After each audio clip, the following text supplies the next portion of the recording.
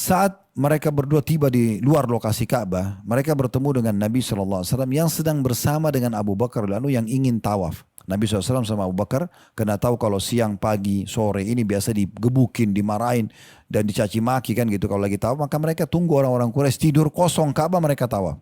Subhanallah budak wanita ini lari-lari. Mau melaporkan tentang Abi Dzar, kuasa Allah SWT.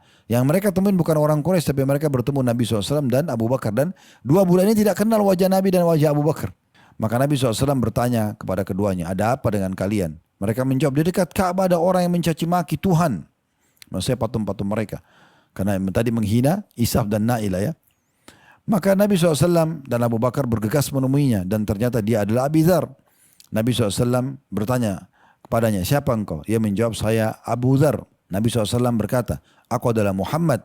Maka Abu Dzar pun berkata, engkau orang yang aku cari. Lalu mereka duduk dan Abi Dzar pun radhiyallahu anhu hanya masuk Islam. Abi Dzar berkata, wahai Rasulullah, aku ingin belajar lebih banyak. Nabi SAW menjawab, sekarang sulit. Kondisi dan karena tidak memungkinkan. Karena siapapun yang dari luar Mekah bertanya Islam akan disiksa. Bahkan bisa dibunuh. Abi Dzar berkata, apa solusinya wahai Rasulullah? Kalau gitu apa yang harus aku lakukan? Aku mau tahu lebih banyak, masih mau duduk di sini belajar lagi.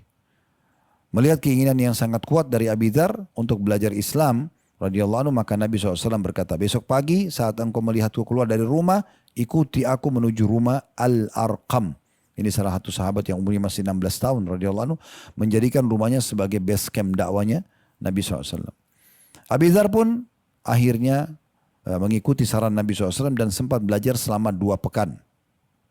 Semua itu secara sembunyi-sembunyi. Lalu berkata kepada Nabi SAW, aku akan pulang ke kaumku untuk berdakwah.